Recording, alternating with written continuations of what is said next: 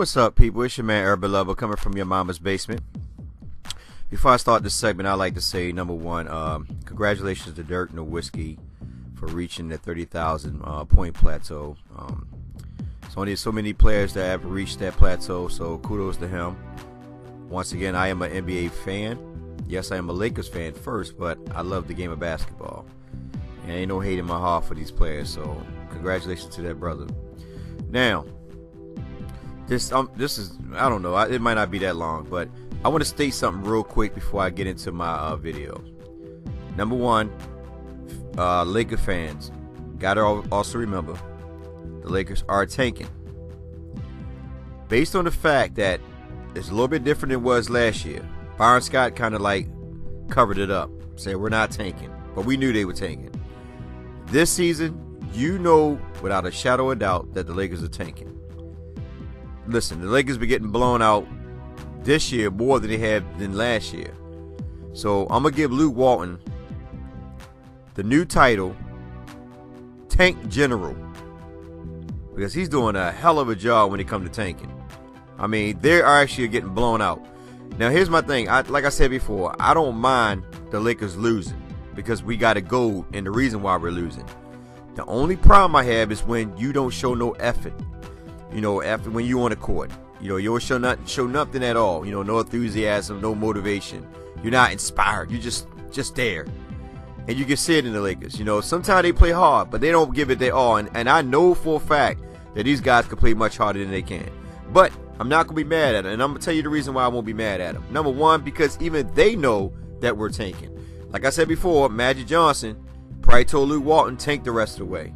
Now, Luke Walton might not agree with this because, you know, Luke Walton, it kind of like messes up his resume. But, you know, at the end of the day, you know, it is what it is. You know, you take it for a reason. Now, I don't expect the players to play hard. I'm just being honest with you guys. I know a lot of you guys might sit up here and say, well, you know, D'Angelo Russell ain't doing this or Julius Randle ain't doing that. I'm not expecting them to play hard because you tell me who in their right mind is going to play hard knowing that you're playing to win. I mean, to lose.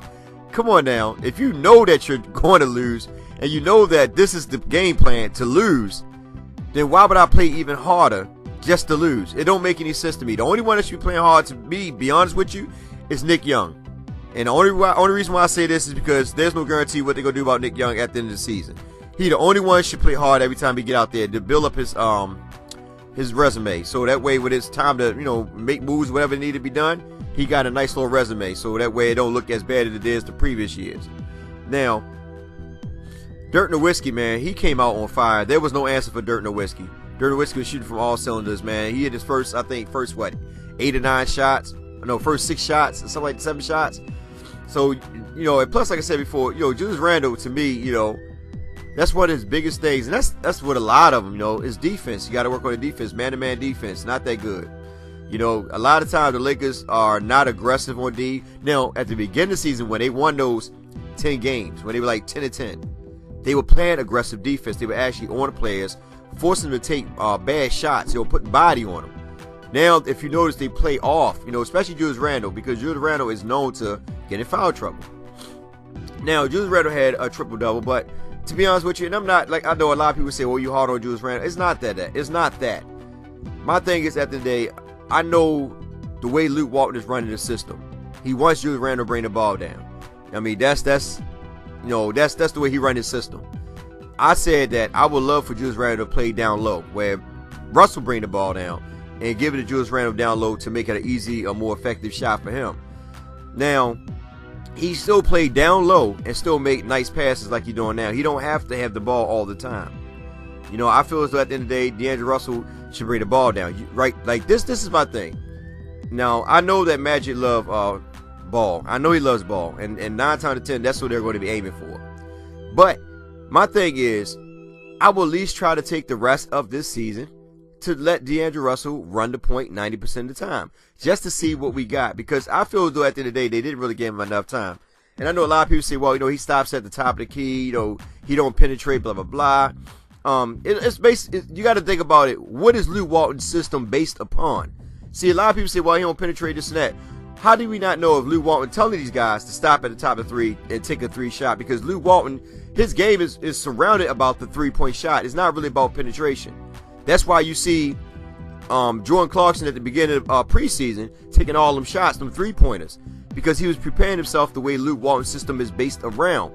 Now you see Jordan Clarkson say, forget it, put the ball on the floor, go to the paint. That's Jordan Clarkson's bread and butter. Going to the basket, not sitting behind the 3-point arc. When he sit behind the 3-point arc, I don't mind if he's hot, but a lot of times at the beginning of the season, man, the dude sometimes be cold, go 0 for 8, 0 for 6, and I be like, dude, this is not your game. So, you know, me personally, like I said, this is my thing. All right, Randall still had a good game. You know, it was like, you know, blown out. He still had a good game. You know, he had 18 rebounds, 10 assists, 1 steal, 13 points. But defense, that's the biggest problem. Brandon Ingram looked pretty good too, 13 points. He had 5 assists, 4 rebounds. And Tyler Black, you know, he didn't really do too much. They kind of like, he only played 13 minutes. He was getting manhandled down low. Noels was just doing his thing, man. I mean, just catching lobs and all that stuff, man. You know, and Russell, he, you know, 8 for 17. He had 4 assists, 4 steals, 22 points. Nick Young, you know, 13 points, 3 for 8. You know, he lived behind the 3-point arc. Like I said, he the only one should really be building his resume up, you know, for opportunity to move on, if that's what's going to happen. I'm kind of happy to let Robinson play. I like Robinson, man. 8 minutes, had 6 boards. 6 boards. 1 steal. He ain't had no offensive board, but he had 6 boards. He had 1 steal. I hope they don't sleep on this dude and he wound up getting, you know, they kind of miss out on him at the end of the season, man. I mean, be honest with you, I really would move Tyler Black, you know, and get me a center and let Zubac be the backup center. That's how I look at it, and I would have I would do it that way because I would try to find some way to get Robinson in the game. And Brewer got a motor on him, man. I mean, people, when I said before the Lakers picked up Brewer, you know, he was a good defensive player. He had high energy and all this and that, and a lot of guys were like, oh, nah, Corey Brewer, you know, he's old, blah, blah, blah. Man, Corey Brewer is pretty good to me. You know, I like him, you know what I mean? And you basically getting him not for a lot of money. He's not a Lou Aldane. And I feel sorry for Lou Aldane because Lou Aldane wasn't the one that made that contract, you know, agreement. You know, it was Jim and Mitch, you know, and they had no choice because that's what Lou Aldane agents told him. You know, if you want our boy to come play that, you got to give him a guaranteed 4-year contract. And what were they going to do? I mean, think about it. They had to spend 90% of that money. They can't just let it sit on the table according to the CBA agreement. So we can't be mad at them for those decisions. Nobody else wanted to come here. We know that. Yeah, it was a bad decision with him and Mosca, but you know what? At the end of the day, that's what they were going to get anyway. Well, not Lou Aldane. Somebody else probably picked up for much cheaper, but we had to spend that money. So they decided to do that. And me personally, I mean, you could have also gave it, you know, extended some contracts with some of the younger players, but I guess they wanted to see what they had first before they, you know, get that money up. I wish they'd have made a better deal where they got like a 2-year, then the 3rd year was an optional. But they didn't do that, you know, and that's only because the agents told them, like, listen, simple as that. I mean, the agents have to make those decisions in order to look out for their clients. So let's be real. So anyway, Corey Brewer, like I said, you know, he looked pretty good. Though to me, in 13 minutes, he did pretty good. He's doing basically what Lou Aldane be doing, you know, but he got a lot of energy. Lou Aldane got a lot of energy too, man. And I like to see him and Corey Brewer, you know, on the court at the same time. And I mean, it's going to be hard for Lou Aldane, because I would like to see him at power forward, you know, because he's getting kind of older, and I think he'll play pretty good at power forward. This is the reason why I say I would love to see Julius Randle, you know, get a jump shot, because I would like to see Julius Randle play small forward, to be honest with you, him and Brandon Ingram. You know, I mean, like so much you can do. You can put Brandon Ingram at the 2 guard. You know, some of these guys can play certain position, but I really just like Brandon Ingram right now to stay small forward because he needed to learn that position. I know Luke Walton got him moving all around, and that's the thing that really hurt Brandon Ingram, is that sometimes you might have him playing power forward, playing small forward, you know, playing the 3. You know, he's just let him play small forward so he can learn that and develop in that position. Then move him around. So he's moving around too quick. You know, get the guy a little bit of time to develop. Tynus indicated play 17 minutes, and the Dewaba, you know, 8, whatever. Mize and Zubac still hurt. Now, this is what I would do if I was the Lakers.